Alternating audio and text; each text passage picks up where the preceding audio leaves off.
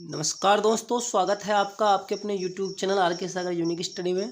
तो दोस्तों, class 11th के जो स्टूडेंट्स हैं, जो साइंस के स्टूडेंट हैं, वो कमेंट करके कह रहे थे कि सर हमारे इम्पोर्टेंट क्वेश्चन जो है क्लास 11th की केमिस्ट्री के वो करा दीजिए।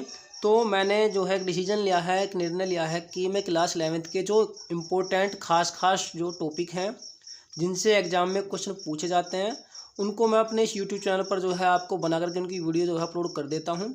तो अब आपको जो है हमारी वीडियो मिलती रहेगी इंपॉर्टेंट खास क्वेश्चनों की। और अगर आप चाहते हैं कि ये जो सिलसिला है हमारी वीडियो अपलोड करने का क्लास 11th के स्टूडेंट के लिए कि वो चलता रहे, तो आपको क्या करना है, आपको हमारे वीडियो को एक तो जो है अपने दोस्तों में शेयर करना है, लाइक करना है, कमेंट करना है। और अगर आप चैनल पर नए आए हैं तो चैनल को सब्सक्राइब ज़रूर करना है। अब मैं आपकी जिम्मेदारी लेता हूँ पूरी कंप्लीट कि मैं आपको पूरा कंप्लीट नोट्स देने वाला हूँ क्लास 11th की केमिस्ट्री का, जिसमें मैं आपको जो है अच्छे से डिटेल में समझाऊंगा भी। और ख़ास जो वीडियो हैं, टॉपिक हैं, इंपॉर्टेंट जो टॉपिक हैं जिनसे एग्जाम में क्वेश्चन पूछे जाते हैं, तो उन्हीं पर मैं आपको वीडियो बना करके दूंगा। ओके। और इससे पहले मैं आपको बता दूं कि ये जो आज की हमारी क्लास है, इसमें जो आपका चैप्टर 2 है एटॉमिक स्ट्रक्चर अर्थात परमाणु संरचना, उसी के से जो है हमारे टॉपिक जो है आज के लिए गए हैं। और उसकी मैंने पहले भी 4-5 क्लास बना करके अपलोड कर रखी हैं। अगर आपने वो नहीं देखी हैं तो आप प्लेलिस्ट में जाइए, और प्लेलिस्ट में जाकर आपको हमारी सारी वीडियोज़ वहाँ पर शो करेंगी। जो मैंने केमिस्ट्री की वीडियो वहाँ पर बना रखी हैं, आप वहाँ से देख सकते हैं। ओके। तो ये जो टॉपिक था उसमें छूट गया था, तो इसकी टॉपिक की मैं वीडियो लेकर के आ रहा हूँ आज। ओके। और जैसे ही ये चैप्टर कंप्लीट हो जाएगा, चैप्टर 2, ओके, इसमें एक आध वीडियो और आ सकती है अगर आई तो इसके तुरंत बाद में जो चैप्टर 3 है आपका आवर्त सारणी, उसकी वीडियो बना करके अपलोड करूँगा, जो कि क्लास 10th और 11th दोनों के लिए ही उपयोगी रहेगी। तो चलिए अब समय को वेस्ट ना करते हुए शुरू करते हैं आज की क्लास। तो जो हमारी आज की क्लास है, इसमें सबसे पहले हम जानेंगे हुंड का नियम क्या है। ओके। तो देखिए स्टूडेंट, मैं आपको पहले बताना चाहूँगा कि हुंड के नियम को अगर आपको बहुत ही अच्छी तरीके से समझना है, तो आप पर जो अगमित इलेक्ट्रॉन है उन्हें आप कैसे निकालेंगे, ये निकालना आना चाहिए। अर्थात आप पर अगमित इलेक्ट्रॉनों की संख्या निकालना आना चाहिए। और अगर आप पर अगमित इलेक्ट्रॉनों की संख्या निकालने नहीं आती है, तो मैंने इस पर वीडियो बना रखी है, पहले ही टॉपिक है हमारा। इसका टाइटल है अगमित इलेक्ट्रॉनों की संख्या कैसे निकालें। अगर आप इसे सर्च करते हैं यूट्यूब में, तो आपको सबसे ऊपर हमारी वीडियो दिखाई देगी। ओके। तो चलिए देखते हैं। इसके अलावा एक क्वांटम नंबर्स आप कैसे निकालेंगे, इनको भी देख लेना। दोनों के दोनों ही जो है रिलेटेड है आज की क्लास से, दोनों टॉपिक। ओके। एक तो क्वांटम संख्या, चारों क्वांटम संख्या आप कैसे निकालेंगे, दूसरा अगमित इलेक्ट्रॉन। ओके। अगर आप पर ये निकालने आते हैं तो आप इसको अच्छे से समझ जाएंगे। इसके अलावा क्वांटम नंबर्स की तो मैं आपको आज की क्लास में बताऊंगा भी कि आप कैसे निकाल सकते हैं इसमें भी। और ऑलरेडी भी मैंने वैसे अपलोड कर रखी है, उसको भी देखना चाहें तो आप देख सकते हैं। तो देखिए, पहला जो हमारा टॉपिक है इसमें ये है आज का हुंड का नियम। और मैं आपको बता दूं, देखिए हुंड का नियम और एक पाउली का अपवर्जन नियम दोनों ही इंपॉर्टेंट है। दोनों में से ही अधिकतर एक कोई एग्जाम में पूछ लिया जाता है, और कभी कभी दोनों भी पूछे जा सकते हैं। 4 या 5 नंबर में दोनों भी पूछे जा सकते हैं, या कोई एक टॉपिक भी 2 या 3 नंबर में पूछा जा सकता है। ओके। तो ये नंबर आपके हाथ में आ जाएंगे। इसके अलावा आपकी केमिस्ट्री को स्ट्रॉन्ग करने में भी आपकी हेल्प करेंगे। ऐसे टॉपिक मैं आपके लिए लेकर के आऊँगा। तो हुंड का नियम या हुंड का उच्चतम बहुलकता का नियम, अर्थात इसके दो नाम है। हुंड के नियम के नाम से भी इसको जानते हैं, हुंड का उच्चतम बहुलकता का नियम भी इसे कहते हैं। कहीं कहीं आपको बहुलता भी मिल सकता है, बहुलता का नियम। ओके। बहुलकता या बहुलता बात एक ही है, तो कंफ्यूज नहीं होना है। तो देखिए हुंड का नियम क्या है, इसके बारे में थोड़ा जानते हैं। तो देखिए, हुंड ने बताया था कि किसी तत्व के परमाणु के उपकोष के कक्षकों में इलेक्ट्रॉन तभी युग्मित होते हैं जब उसके सभी संभावित कक्षकों में एक एक इलेक्ट्रॉन भर जाता है। एक बार फिर से समझिए, हुंड ने क्या बताया था कि किसी तत्व के परमाणु के उपकोष के कक्षकों में, उपकोष आप समझते होंगे, और यदि नहीं समझते तो मैं आपको बता देता हूँ। उपकोष 4 होते हैं, SPDF, इन सभी को हम उपकोष कहते हैं। उपकोष के कक्षकों में, कक्षक क्या होगा, जैसे मैंने ये आप बॉक्स देख रहे होंगे, इनको हम कक्षक कहते हैं। ओके। जैसे S उपकोष में 1 कक्षक होता है, P उपकोष में 3 कक्षक, D में जो है 5 कक्षक, ओके, F में 7 कक्षक, इन्हें हम क्या कहते हैं, कक्षक। ओके। तो एक बार फिर से देखिए, किसी तत्व के परमाणु के उपकोष के कक्षकों में इलेक्ट्रॉन तभी युग्मित होते हैं, युग्मित का मतलब होता है जोड़ा, जब उसके सभी संभावित कक्षकों में एक एक इलेक्ट्रॉन भर जाता है। तो सिंपल शब्दों में मैं आपको समझाना चाहता हूँ कि हुंड ने क्या बताया था कि अगर आपको जो इलेक्ट्रॉन है, अगर आपको इलेक्ट्रॉन जो है युग्मित करना है, तो युग्मित इलेक्ट्रॉन कब होंगे, जब होंगे जब उसके उपकोष के कक्षक में क्या हो जाएगा, एक एक इलेक्ट्रॉन पहले भर जाएगा।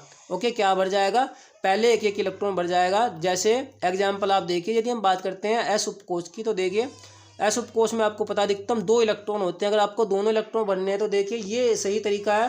पहला जो इलेक्ट्रॉन होगा उसकी दिशा होगी ऊपर की तरफ, और जो दूसरा इलेक्ट्रॉन होगा उसकी दिशा होगी, डायरेक्शन होगी नीचे की तरफ। तो ये सही है। यदि आप दोनों इलेक्ट्रॉन की जो दिशा है वो ऊपर की तरफ कर देते हैं तो ये गलत हो जाता है। ओके, ये दर्शा रहा है कि ये एस उपकोष है, और एस उपकोष में मैंने आपको बताया कक्षक है, उसमें इलेक्ट्रॉन कितने, 2। ओके, तो ये तरीका क्या है, गलत है, और ये तरीका क्या है, ये सही है। ओके, तो अब ये देखिए आपकी जो इलेक्ट्रॉन है वो युग्मित कैसे होते हैं। ओके, तो ये आपको समझ आएगा पी उपकोष वाले से। देखिए जो पी उपकोष है, पी उपकोष में मान लिया 4 इलेक्ट्रॉन है। कितने इलेक्ट्रॉन है, देखिए अधिकतम तो 6 इलेक्ट्रॉन हो सकते हैं, लेकिन फिलहाल यहाँ पर बात किसकी की जा रही है, 4 इलेक्ट्रॉन की जा रही है, ये आपको समझ लेना है। ओके, मान लिया जो पी उपकोष है, पी उपकोष में इलेक्ट्रॉन कितने हैं, 4। तो आपको 4 इलेक्ट्रॉन अगर भरने हैं, फिल करने हैं, तो कैसे करेंगे आप, पहले एक इलेक्ट्रॉन इसमें फिल करेंगे, फिर दूसरा इसमें करेंगे, फिर तीसरा इसमें करेंगे, फिर जो एक इलेक्ट्रॉन जो बच जाता है, शेष रह जाता है, उसको हम किस में फिल करेंगे, किस में भरेंगे, इस वाले में। ओके, और इस बार जो उसकी डायरेक्शन होगी वो क्या होगी, अपोजिट होगी, विपरीत होगी। आप देख रहे होंगे इसकी जो दिशा है कैसी स्थिति, अभी इसकी डायरेक्शन जो है वो जो है अब विपरीत है। पहले ऊपर की तरफ थी, अब नीचे की तरफ आ गई है। तो इस बात का आपको विशेष ध्यान रखना है कि जब हम इलेक्ट्रॉन भरते हैं, पहले उसके सभी संभव जो उपकोष होते हैं, उपकोष में जो कक्षक होते हैं, उनमें क्या करते हैं, एक एक इलेक्ट्रॉन भरते हैं। तो उपकोष कौन सा है, उपकोष है ये पी उपकोष में आपको पता है कक्षक कितने हैं, 3। तो पहले और इलेक्ट्रॉन कितने हैं, 4। तो पहले एक इसमें भरा, फिर इसमें, और फिर जो बच गया, जो शेष रह गया, फिर वापस से इसमें आएगा। ओके, तो यही वो कह रहा है कि किसी तत्व के परमाणु के उपकोष के कक्षकों में जो इलेक्ट्रॉन है वो तभी युग्मित होते हैं जब उसके सभी संभावित कक्षकों में एक एक इलेक्ट्रॉन भर जाता है। तो आप देख रहे होंगे पहले एक एक इलेक्ट्रॉन भर गया है, तब जाके जो अंतिम इलेक्ट्रॉन है वो इसमें आया है, तभी वो युग्मित हुआ है। ओके, तो देखिए अब आगे ये तरीका है इसका सही। ओके, यदि हम बात करते हैं इस वाले की, तो इसमें देखिए आप, हमने इसमें क्या किया है, 2 इलेक्ट्रॉन इसमें फिल कर दिए और 2 इसमें। ओके, 4 इलेक्ट्रॉन है पी में, आपको पता है पी उपकोष में कितने इलेक्ट्रॉन है, 4। तो 2 इसमें भर दिए, 2 इसमें भर दिए, और ये वाला जो कक्षक है ये क्या रह गया, ये खाली रह गया। ओके, तो ये जो तरीका है ये गलत हो जाता है। ओके, पहले हमें क्या करना है, पहले एक इलेक्ट्रॉन इसमें फिल करेंगे, फिर इसमें करेंगे, फिर इसमें करेंगे, और फिर जो बच जाते हैं फिर हम इधर से लेकर के चलेंगे। ओके, जैसे मान लिया आपको 6 इलेक्ट्रॉन या 5 फिल करने हैं, तो पहले 1 2 3, फिर चौथा इसमें, फिर 5वां इसमें, यदि छठा करना है तो वो इसमें आएगा। उम्मीद करता हूँ कि आपको समझ आ रहा होगा, और आपको समझ आ रहा है या नहीं आ रहा है। अगर कोई भी समस्या है तो आप कमेंट बॉक्स में कमेंट कर देना, उस पर दोबारा मैं या तो लाइव आकर के आपको बताऊंगा, या फिर दोबारा फिर से एक और वीडियो बना दूंगा, या कमेंट के माध्यम से जैसे भी हो सकेगा आपको रिप्लाई कर दूंगा। ओके, तो पी उपकोष में इलेक्ट्रॉनों का वितरण ऐसे होगा, वितरण का मतलब बांटना, वो इस तरह से जाएगा। ओके, डी हम करते हैं बात डी उपकोष की। देखिए डी में कितने इलेक्ट्रॉन है, 6। ओके, मैंने आपको पहले बता दिया है उपकोष 4 होते हैं, एस पी डी एफ। स्टूडेंटों को यही समझ नहीं आता कि उपकोष क्या है, कक्षक क्या है, कोष क्या है। ओके, तो इनमें कन्फ्यूजन ना हो इसलिए मैं आपको बता रहा हूँ। उपकोष जो है 4 होते हैं, कौन कौन से, एस पी डी एफ। अब प्रत्येक उपकोष में जो है क्या होते हैं, कक्षक। अब एस उपकोष में 1 कक्षक होता है, पी उपकोष में 3 कक्षक होते हैं, डी उपकोष में 5 कक्षक होते हैं, और एफ उपकोष में 7 कक्षक होते हैं। उनमें जो इलेक्ट्रॉन होते हैं, इलेक्ट्रॉन कितने होते हैं, डबल। ओके, एस उपकोष में जो है यदि 1 कक्षक है तो इलेक्ट्रॉन अधिकतम कितने हो जाएंगे, 2। पी उपकोष में अगर जो है कक्षक है 3 तो इलेक्ट्रॉन कितने हो जाएंगे, 6। यदि डी उपकोष में कक्षक कितने होते हैं, 5 तो इलेक्ट्रॉन कितने हो जाएंगे, 10। उसी प्रकार से एफ उपकोष में इलेक्ट्रॉन कक्षक कितने होते हैं, 7 तो इलेक्ट्रॉन हो जाएंगे 14 अर्थात 14। ओके, तो क्लियर हो रही होगी बात। अब देखिए D6 का आप इलेक्ट्रॉन कैसे जो है इसमें भरेंगे कक्षकों में, तो तरीका वही रहेगा।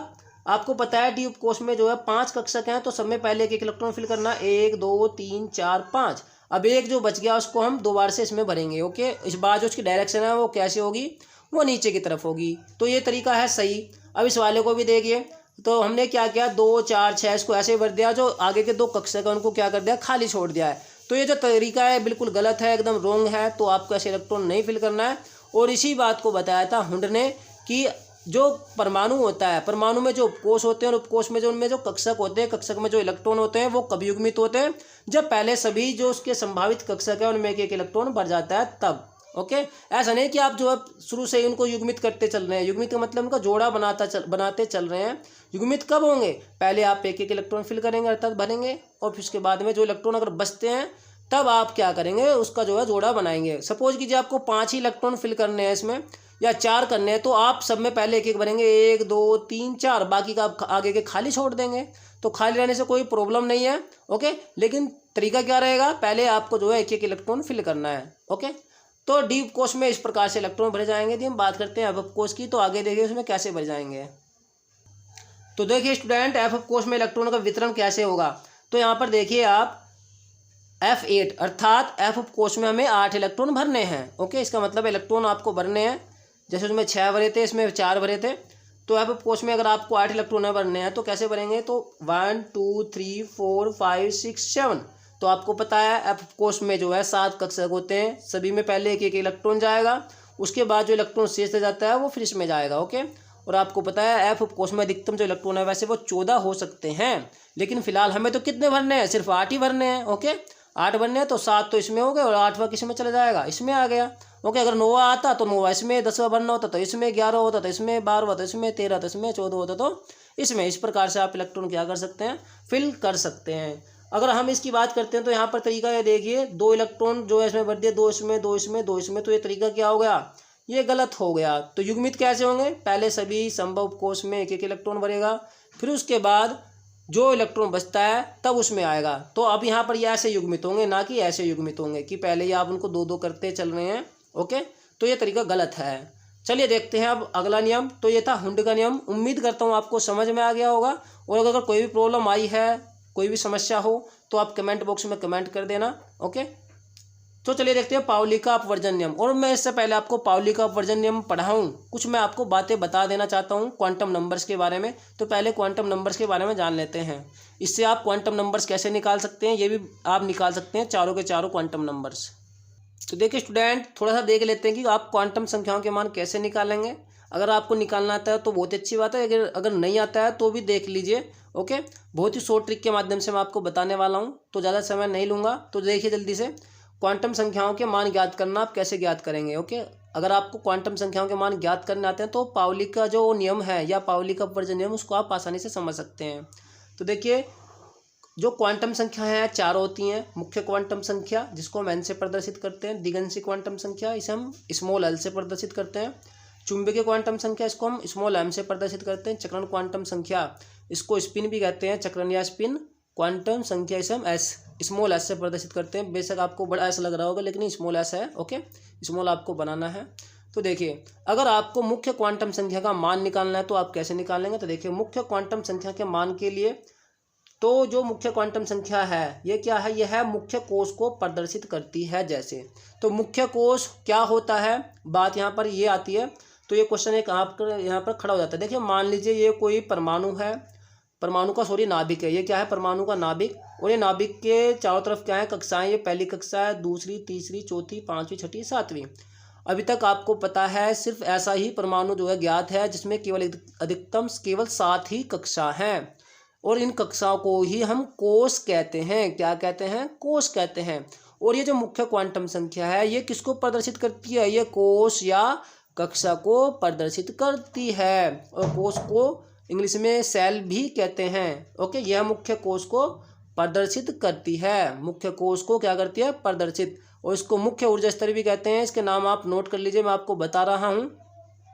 तो इसको हम क्या कह सकते हैं, मुख्य कोष, मुख्य ऊर्जा स्तर और कक्षा कह सकते हैं, ओके। तो जो क्वांटम संख्या है, मुख्य क्वांटम संख्या, ये क्या करती है, मुख्य कोष को प्रदर्शित करती है। जैसे अब आप यहाँ पर देखिए 1 2 3 4 5 6 7। तो पहली जो कक्षा है, पहला जो कोष है उसे हम कहते हैं के, दूसरे को एल, तीसरे को एम, एन, ओ, पी, क्यू। इस प्रकार से इनके नाम रखे गए हैं, ओके।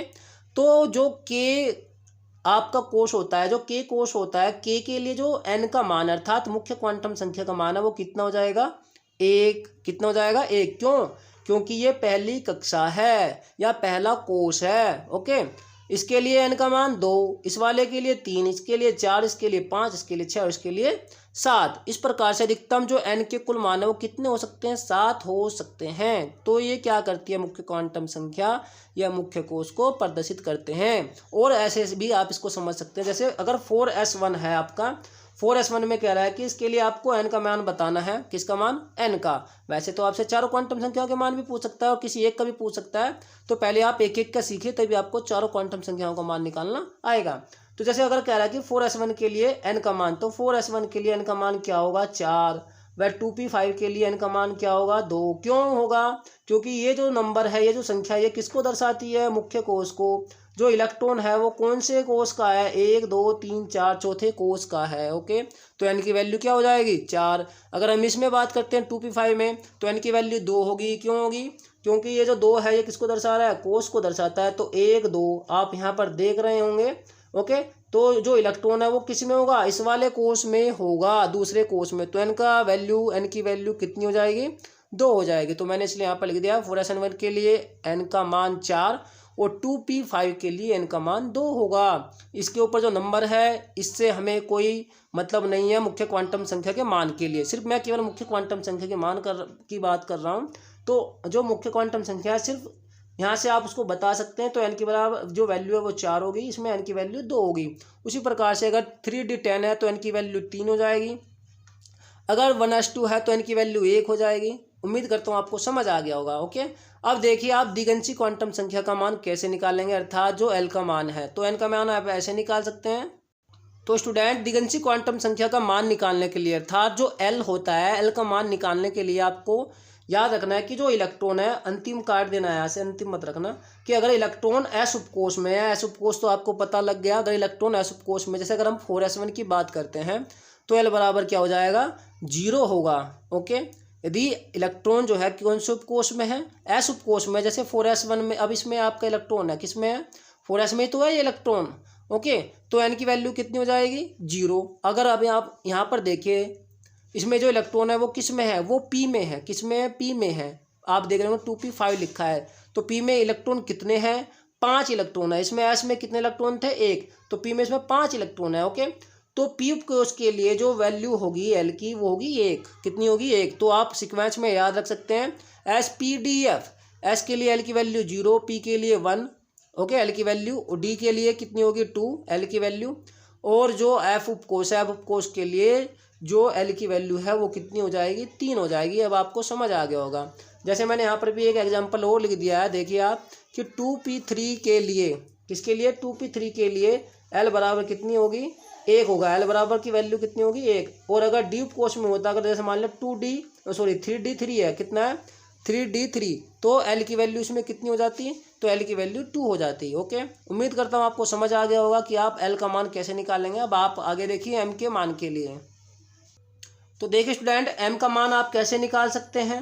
m के मान के लिए देखिए, इसमें जो मैंने लिखा है पहले इसको देखिए, कि अंतिम इलेक्ट्रॉन जिस कक्षक में होगा, कक्षक तो आप समझ गए, उसके ऊपर जो संख्या लिखी होगी वही m का मान होगा। जैसे 2p5 में अगर हम m का मान निकालना है तो 0 आएगा। वो कैसे आएगा मैं आपको समझा देता हूँ। देखिए मैंने आपको बताया था, जो s उपकोष होता है उसमें एक कक्षक होता है, इसके ऊपर आपको क्या लिखना है? 0। p उपकोष में आपको पता है 3 कक्षक होते हैं, अधिकतम इलेक्ट्रॉन 6 हो सकते हैं। ओके, और s उपकोष में अधिकतम इलेक्ट्रॉन 2 हो सकते हैं। तो आपने क्या मतलब आप क्या करेंगे, जो बीच वाला जो कक्षक होगा उस पर लिखेंगे 0, जो लेफ्ट में होगा उस पर लिखेंगे -1, और जो राइट में होगा उधर लिखेंगे आप +1। ओके, अर्थात लेफ्ट में तो आएंगे माइनस के पूर्णांक और राइट की तरफ आएंगे प्लस के पूर्णांक। तो 0 -1 +1। डीप कोष में आप ऐसे करेंगे, बीच वाले में तो क्या लिखेंगे? 0, इधर -1 -2, इस पर क्या लिखेंगे? +1, और लास्ट वाले पे +2। उसी प्रकार से एफ कोष के लिए आप क्या करेंगे? बीच में 0, लेफ्ट में -1 -2 -3, और राइट में क्या लिखेंगे? +1 +2 +3। ओके, इस प्रकार से आप लिख लेना जब आपको किसका मान निकालना है? m का। अब आपको जिसका भी निकालना है ऐसे आप कर लीजिए। अब देखिएगा ये जो इलेक्ट्रॉन है हमारा किस में है? p उपकोष में है। किस उपकोष में? p। आपको पता है p उपकोष में कितने कक्षक हैं? 3। तो बना लीजिए। तो आपको क्या करना है? इनके ऊपर ये संख्या लिखनी है। तो 0 -1 +1 सभी के ऊपर m का मान जब आप निकालेंगे तो ये नंबर आप लिख लेना, इससे आपको आसानी से समझ आएगा। ओके, और वीडियो को अंत तक देखिए तभी आपको अच्छे से हमारी क्लास समझ आएगी। तो अब आप यहाँ पर देखिए कि जो 2p5 है, p में कितने इलेक्ट्रॉन है? 5। तो सभी में भरिए, हुंड का जो नियम है उसको लगाइए। सब में पहले एक इलेक्ट्रॉन फिल करेंगे, 1 2 3, और फिर जो 2 इलेक्ट्रॉन बच गए 4 5। ओके, 1 2 3 4 5। उस बाद जो डायरेक्शन होगी वो कैसी होगी? वो नीचे की तरफ होगी, आप देख रहे होंगे। उनकी जो डायरेक्शन है कैसे, नीचे की तरफ है। तो अब आप यहाँ पर देखिए m बराबर क्या है, अंतिम इलेक्ट्रॉन किस में आया है, इस वाले में आया है, और उस पर ऊपर क्या संख्या लिखी है 0, तो m का वैल्यू क्या होगी 0। और यही मैंने आपको बताया कि अंतिम इलेक्ट्रॉन जिस कक्षक में होगा उसके ऊपर जो संख्या लिखी होगी वही m का मान होगा। तो जैसे 2p5 में m बराबर 0, तो इसके ऊपर क्या लिखा है 0, तो m की वैल्यू आप ऐसे निकाल सकते हैं, अर्थात चुंबकीय क्वांटम संख्या की वैल्यू, m का मतलब चुंबकीय क्वांटम संख्या की वैल्यू। अब आगे देखिए आप s का मान कैसे निकालेंगे, अर्थात चक्रण क्वांटम संख्या का। तो देखिए स्टूडेंट, आप s का मान कैसे निकालेंगे, अर्थात चक्रण क्वांटम संख्या का। तो उसमें लिखा है s के मान के लिए बहुत ईजी है। यदि अंतिम इलेक्ट्रॉन की दिशा ऊपर की ओर है, ऐसे ऊपर की ओर, तो s बराबर होगा +1/2। ये s है, कभी इसको 5 समझो। s की वैल्यू कितनी होगी +1/2, अर्थात 1/2। ओके, वह नीचे की ओर हो, अगर जो इलेक्ट्रॉन अंतिम उसकी दिशा जो है नीचे की ओर हो, तो अर्थात ऐसे हो, तो उसकी वैल्यू कितनी होगी -1/2। कैसे होगी -1/2 होगी। ओके, अगर तीर की दिशा ऊपर की तरफ है तो +1/2, नीचे की तरफ है तो -1/2। जैसे अब मैं एक क्वेश्चन का जो आपको एग्जांपल देता हूँ। मान लिया एग्जाम में आपके आ गया 3d6 के लिए चारों क्वांटम संख्याओं के मान ज्ञात कीजिए। तो आप क्या करेंगे, आप जो 3d6 के लिए मैंने आपको बताया था n बराबर कितना हो जाएगा 3 हो जाएगा। क्यों, क्योंकि ये दर्शाता है किसको, उसके कोष को या मुख्य कोष को। ओके, तो n बराबर कितना है 3, l बराबर कितना हो जाएगा 2। क्यों हो जाएगा, मैंने आपको बताया था, अगर इलेक्ट्रॉन जो है उपकोष में है तो 0, अगर p उपकोष में है तो 1, अगर डी उपकोष में है तो 2। ओके, तो अब किस में है, ये डी उपकोष में है। तो अगर इलेक्ट्रॉन जो है डी उपकोष में है तो एन की वैल्यू होगी, सॉरी एल की वैल्यू होगी 2। ओके, अगर एफ उपकोष में होता तो कितने हो जाते 3 हो जाती। ओके, ये आपने ऊपर देखा भी है। ओके, तो एल की वैल्यू इसमें कितनी हो जाएगी 2। एम बराबर कितनी होगी -2। क्यों होगी, तो देखिए 6 इलेक्ट्रॉन है, आप इसमें 6 इलेक्ट्रॉन फिल करिए। तो कैसे फिल करेंगे आप, तो सब में पहले एक एक इलेक्ट्रॉन भरेंगे, 1 2 3 4 5, एक जो बच गया उसको इसमें फिल करेंगे, अर्थात भरेंगे। तो इसके ऊपर जो संख्या लिखी है वही तो m का मान होगा। तो क्या संख्या लिखी है -2, तो m की वैल्यू -2। अब s की देखिए आप, अगर जो अंतिम इलेक्ट्रॉन है उसकी दिशा नीचे की ओर है तो -1/2, ऊपर की ओर है तो +1/2। जो अंतिम इलेक्ट्रॉन है उसकी दिशा कैसी है, नीचे की ओर है, तो -1/2 इसकी वैल्यू होगी। ओके, तो अब देखते हैं हम पाउली का अपवर्जन नियम। अब आपको पाउली का जो अपवर्जन नियम है या पाउली का नियम, वो आपको बहुत ही अच्छे तरीके से समझ आएगा। चलिए देखते हैं। तो देखिए स्टूडेंट, पाउली का अपवर्जन नियम क्या कहता है। तो देखिए ये जो नियम है, पाउली वाला जो नियम है, यह है नियम 1925 ईस्वी में वुल्फगांग पाउली ने दिया था।